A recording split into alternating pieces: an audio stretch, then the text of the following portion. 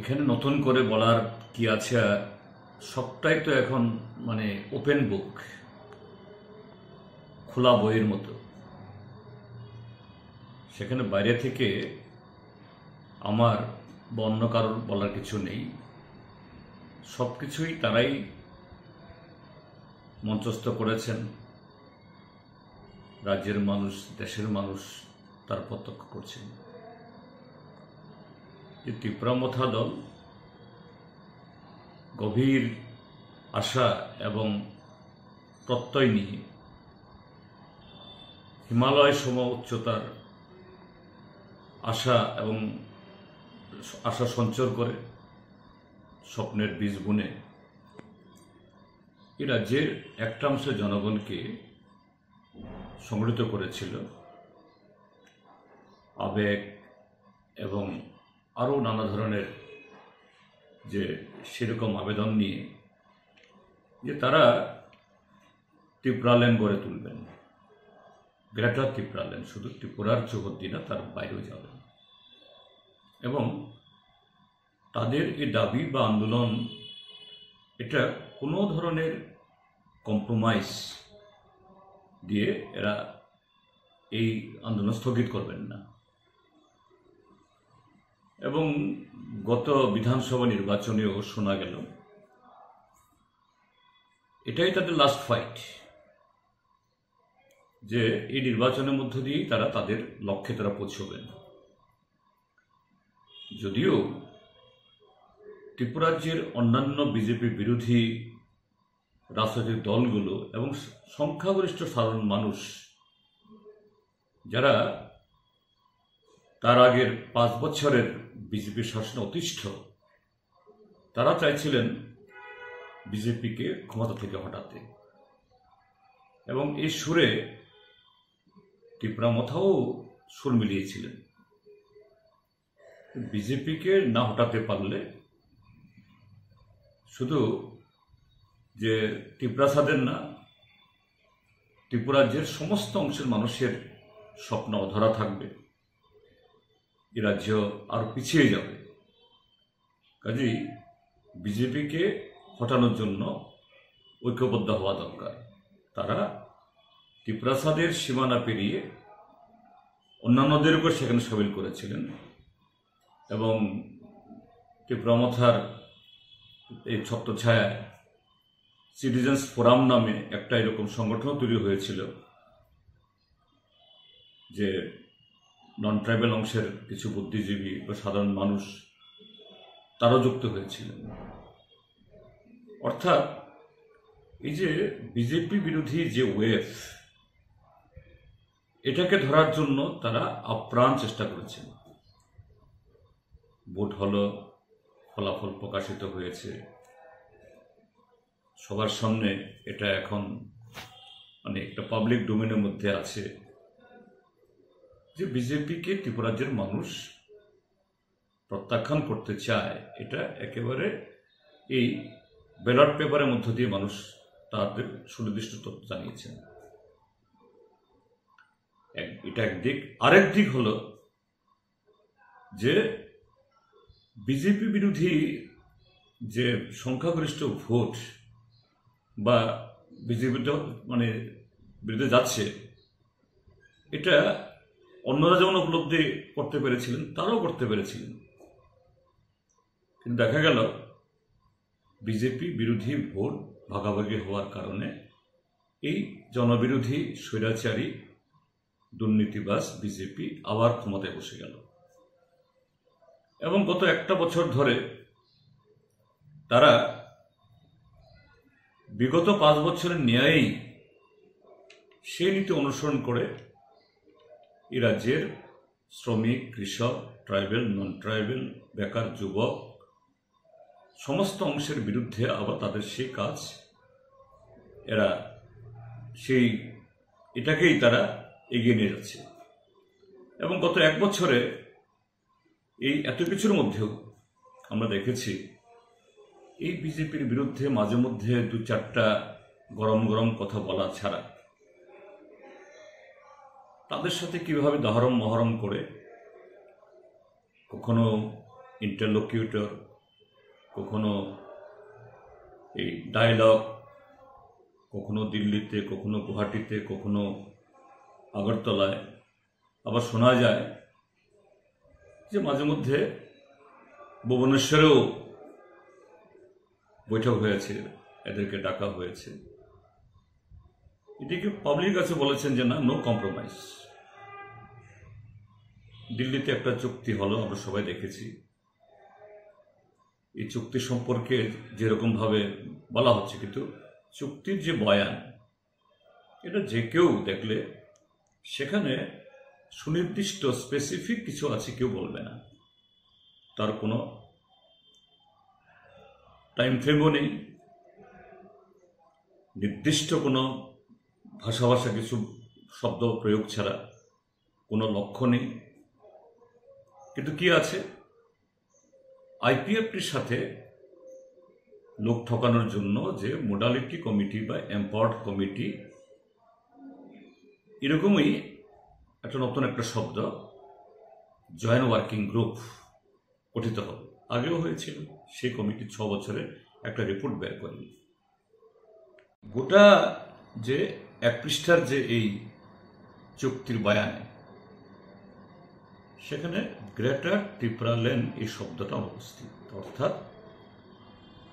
চুক্তিটাই বলে দেয় তাদের যে নো কম্প্রোমাইজ বা তাদের যে মূল আইকনিক যে স্লোগান, এটা কোথাও তারা বিসর্জন দিয়েছেন। ইভেন কনস্টিটিউশনাল সলিউশন এই কথাটুকু পর্যন্ত সেখানে নেই। কিন্তু দেখা গেল তার 1 সপ্তাহ না পেরোতেই যে ওয়ার্কিং কমিটি বা গ্রুপ গঠিত হলো না, কোনো প্রতিনিধি দিল্লি থেকে আসলো না, এডিসি সম্পর্কে কি কেন্দ্র কি রাজ্য সরকারের কোনো তার দৃষ্টিভঙ্গির কোনো পরিবর্তন ঘটল না, কিন্তু তারা মন্ত্রিসভায় ঢুকে গেছেন। তো এটা কি প্রমাণ করে? তাহলে একটা আড়ালে বা আবডালে একটা বোঝাপড়া ছিল। এখন সেই আড়ালটা এটা নেই, একদম পরিষ্কারভাবে যে একসাথে, অর্থাৎ তাদের যে বৃত্ত, তাদের যে টার্গেট, তাদের যে লক্ষ্য, যে একসাথে এই ত্রিপুরা রাজ্যের মানে মসনদে বসা, যে অসংখ্য যে তাদের অভিযোগগুলো ছিল, এগুলি অমীমাংসিত রেখেই, এগুলো সম্পর্কে কোনো প্রশ্ন না তুলি, জনগণকে কোনো জবাব না দিয়ে, যারা তাদের এই আন্দোলনে সামিল হয়েছেন আবেগ নিয়ে, বিশ্বাস নিয়ে, না খেয়ে না ধেয়ে রাস্তায় বসতে বলেছে, রাস্তায় বসছেন, আমি তাদের দোষ দেব না।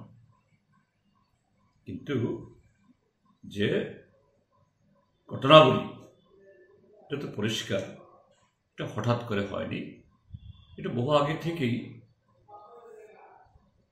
ত্রিপুরা মথার সমস্ত নেতৃত্বের সাথে হয়তো বা শেয়ার হয়নি বা সেরকম আলোচনা হয়তো হয়নি, কিন্তু সেখানে যারা একদম মানে উচ্চস্তরে কেউ আছেন, তাদের সাথে একটা আন্ডারস্ট্যান্ডিংয়ের ভিত্তিতেই এই বোঝাপড়াটা হলো। নতুবা এই যে বিগত 1 বছর নয়, গত 3 বছর ধরে এত অভিযোগ বিজেপি শাসিত রাজ্য সরকার সম্পর্কে, কেন্দ্রীয় সরকার সম্পর্কে, এই অভিযোগের একটা জবাব বিজেপি দিল না, কি রাজ্য সরকার কি কেন্দ্রীয় সরকার দিল না, বা এই চুক্তিপত্রেও সরকারে জমা নিয়ে কোনো কথাবার্তা নেই।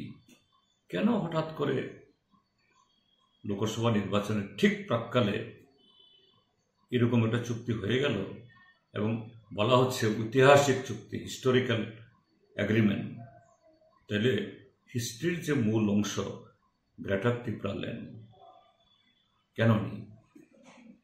তো এই জন্যই স্বাভাবিকভাবেই এই প্রশ্নগুলো উঠে আসছে আজকে। কি আমরা সরকারে থাকি বা না থাকি, কি স্বাভাবিক পরিস্থিতি কি অস্বাভাবিক পরিস্থিতি, ভারতের সংসদীয় গণতন্ত্রের মাধ্যমে জনগণের ক্ষোভ বা জনগণের ইচ্ছা এটাকে ব্যক্ত করার জন্য এই যে নির্বাচনী ব্যবস্থা, যেখানে যেখানে আমাদের সংগঠন আছে, ত্রিপুরা রাজ্য তো বটেই, আমরা সর্বদাই সেই লড়াইয়ে বা সেই প্রসেসে অংশগ্রহণ করার জন্য প্রস্তুত। এবং আমরাও ত্রিপুরা রাজ্যের 2টি লোকসভা কেন্দ্রেই আমাদের এই নির্বাচনী সংগঠন গড়ে তোলা, আমাদের ক্যাডারদেরকে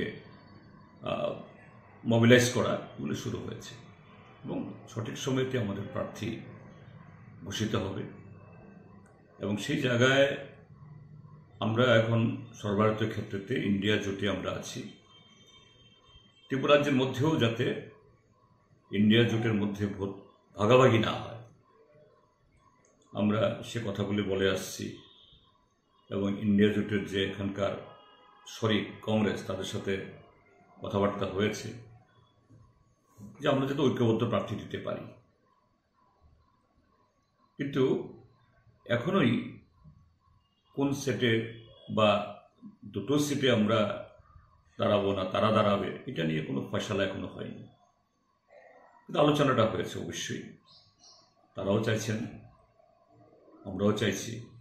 গতকাল আমাদের পলিট ব্যুরো সদস্য প্রাক্তন মুখ্যমন্ত্রী কমরেড মানিক সরকার বলেছেন যে বিজেপিকে হারানোর জন্য খোলা মন নিয়ে যারা আসতে চান, আমাদের দরজা খোলা। তো এখনো এটা আছে। এখন বিজেপি এবং কংগ্রেস তাদের প্রার্থী নাম ঘোষণা করেছে একটি কেন্দ্রের জন্য, পশ্চিম ত্রিপুরা। এটা তাদের ব্যাপার, তারা করতেই পারেন। ইন্ডিয়া জোটের সাথে আলোচনা চলছে, এটা ঘোষণা হলেও সর্বভারতীয় ক্ষেত্রে আলোচনা হবে।